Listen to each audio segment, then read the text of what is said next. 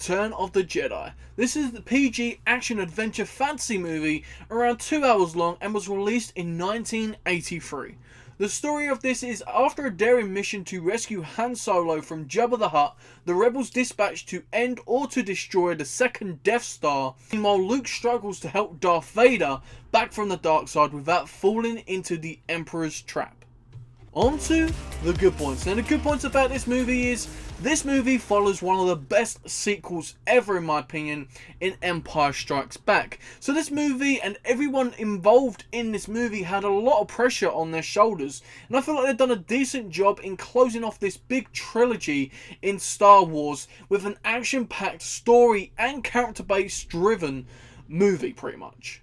Now, this movie was nominated for 4 Oscars, more than the previous movie, of course, which is very surprising, and of course many other awards. But this movie was listed on IMDb's top movies, best movies of all time at 80th place. Director Richard Marquand, I think that's how I'm going to pronounce it, done a good job with this movie overall, I must say. He obviously being handed the dirty work, if you think about it, because the previous director really didn't like what George Lucas was trying to do, with the obviously going from the previous movie, which was a big hit, and then going into this, he wanted to do more of a sort of action-packed movie, which he wasn't really feeling. He wanted to do something more character-driven, more story-based, and so he went on his own path to do something else.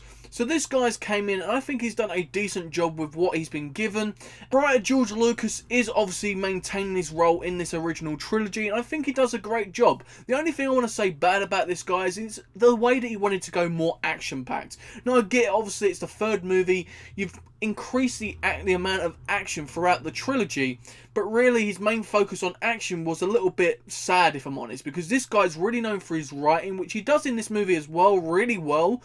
But normally it's because of these character-driven stories and stuff like that. That's where he normally goes well, George Lucas. But obviously around the time, he was trying to make money and continue the franchise into a really good way. So obviously you have to think of it from a marketing perspective. But overall, I think George Lucas is a great writer. In terms of character-driven stories, there's no one better that's done it in Star Wars. Overall, the story to me is very fun and is definitely, as I've mentioned, a great finish to this trilogy. Really, there's so much going on in this story, and the way it all pans out throughout the movie is just so interesting. Alongside the story, we obviously have the character arcs. Now, in this movie, it changes a little bit again. If you think about the first movie, it's pretty much just Luke Skywalker, pretty much. In the second movie, you get obviously a bit of Darth Vader, you get Han Solo even gets his character arc, as well as Luke Skywalker.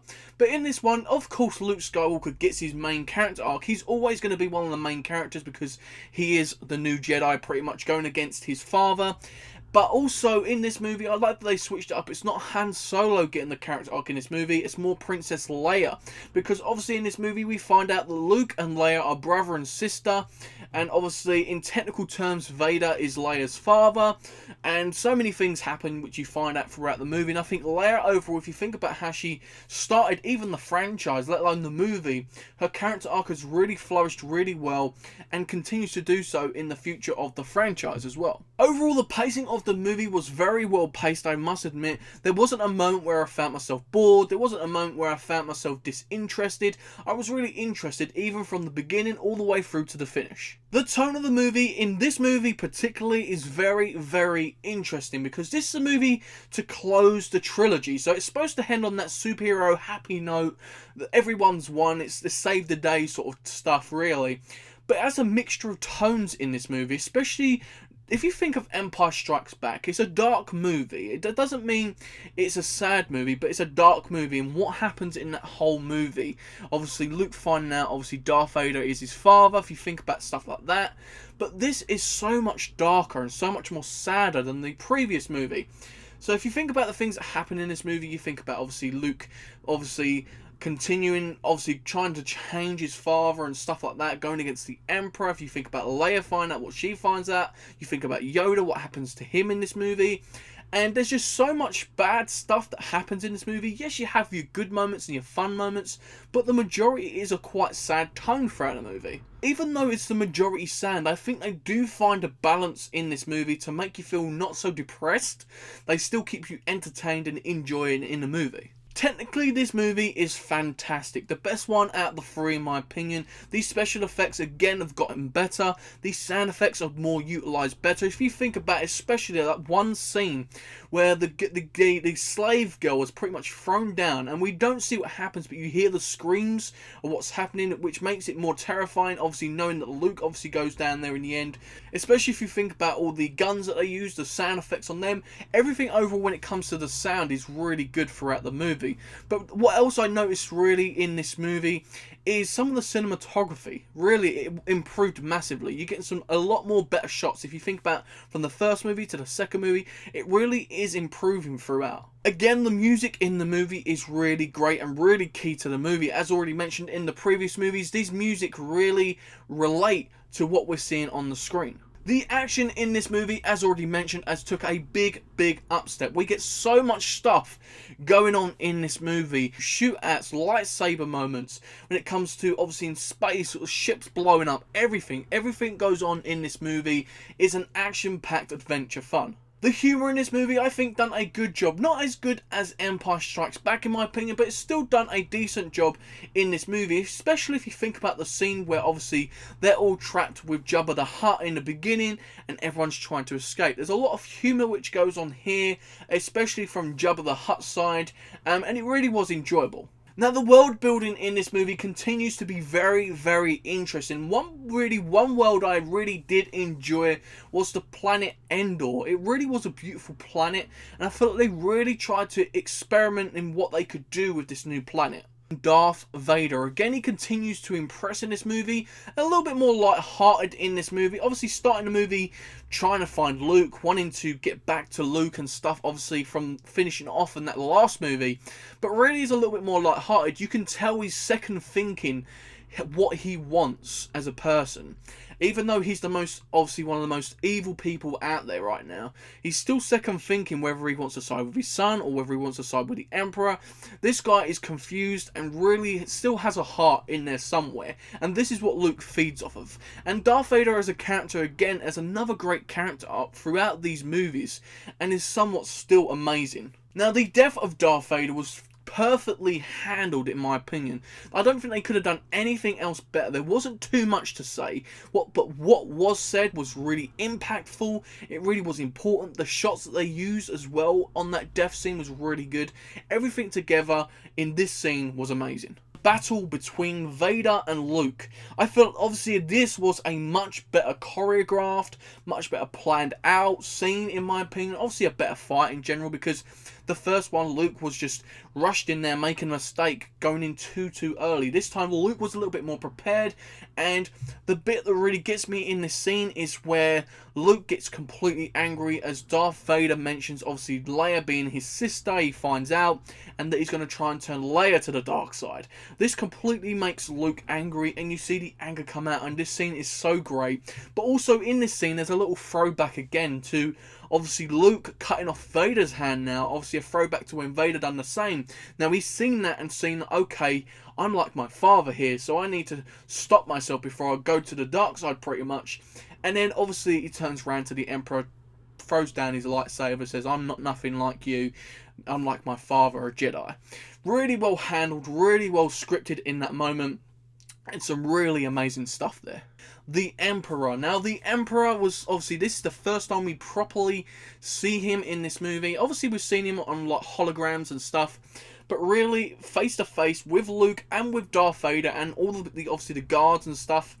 This is face to face for the first time, and I think they've done an amazing job. What a performance from the actor with this character. Really was. I was really impressed with this guy and what he offered for this character. The Emperor is so evil and conniving, and I think this was portrayed perfectly in this movie. The death of the Emperor as well, I think, was again handled perfectly. If you're thinking, obviously, Darth Vader saving Luke, and the way the Emperor pretty much died, being thrown down. It's sort of a throwback in a way as well to Luke obviously jumping down in a way, a little bit, I thought.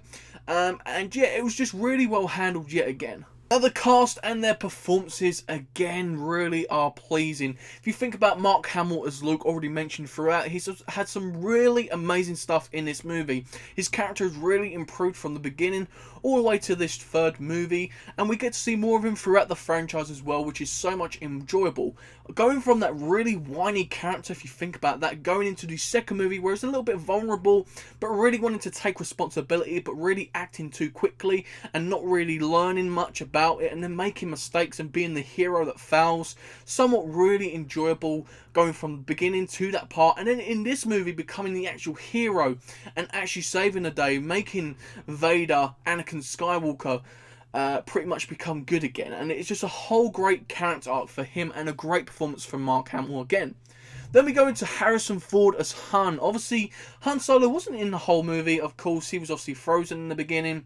And obviously, we have to go through the movie. But when he does come into the scene, he obviously adds a lot of humour to the movie. He has a lot of chemistry with a lot of the cast, especially Luke and Leia. I think he really does well with them, and even Chewie.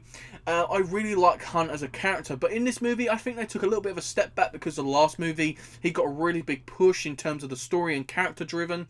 And obviously, alongside him, we have obviously his girlfriend, his lover, whatever you want to call her, Carrie Fisher playing as Leia. Really did enjoy her in this movie. Already mentioned her character arc has definitely improved from the previous movies. They decided to give her a little bit of a push in this movie. Her finding out about obviously Vader and Luke and a lot of things, and it leaves a lot of pressure to her, but also a little bit of a strain on her relationship with Han. So we get some really interesting stuff for this character and a really good performance from Carrie Fisher.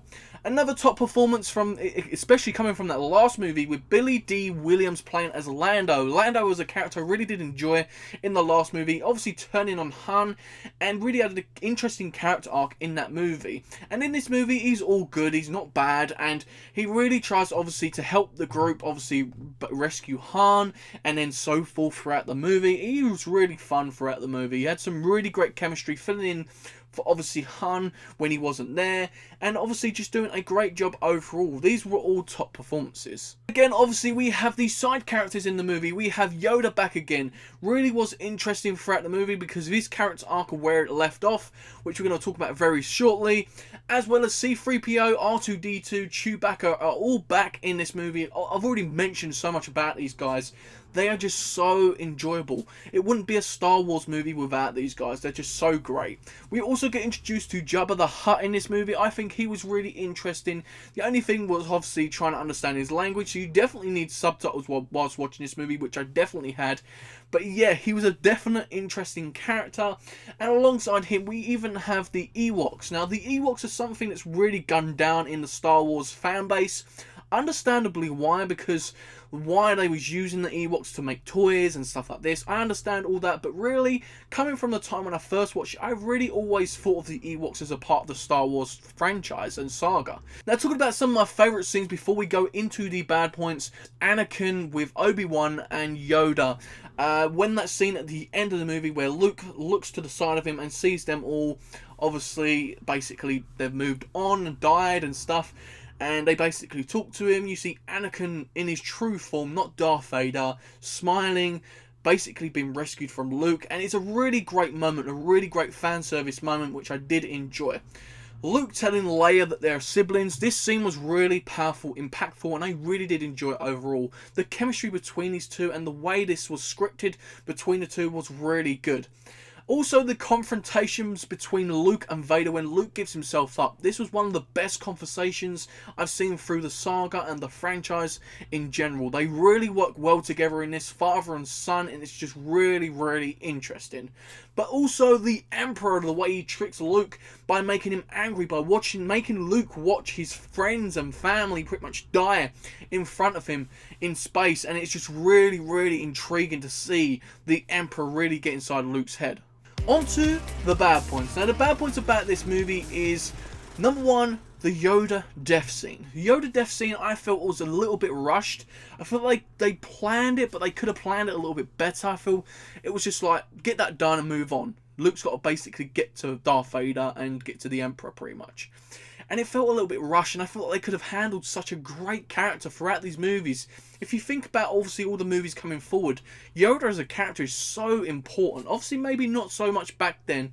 He pretty much just trained Luke and obviously trained Obi-Wan that we know of, but that is pretty much all that we know, and there's so much more to come from Yoda. I feel like he's such a crucial character, and I think they could have done a lot better with him in his send-off. Also, the fact that Boba Fett is such a really underutilized character in this movie. He had such a great introduction to the last movie, Empire Strikes Back, and I feel like they really didn't know how much this character was cared about and loved, and they sort of just killed him off in a humour way.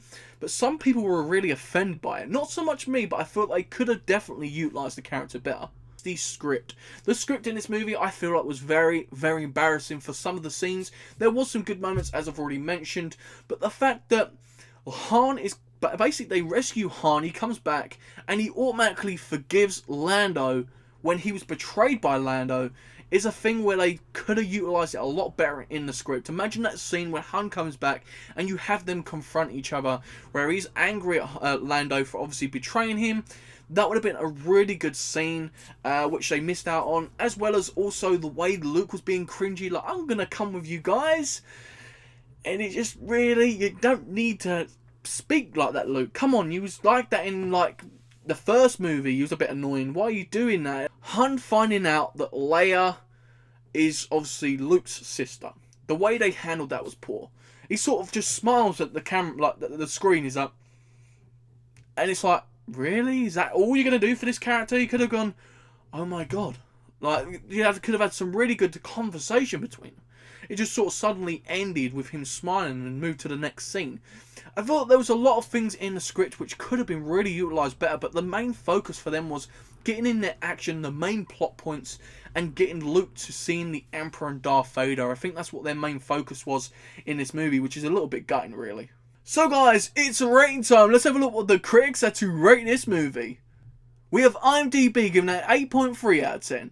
Rotten Tomatoes giving it 81%. And Metacritic giving it a 58. My rating for this movie is a 9 out of 10. That makes this an amazing movie.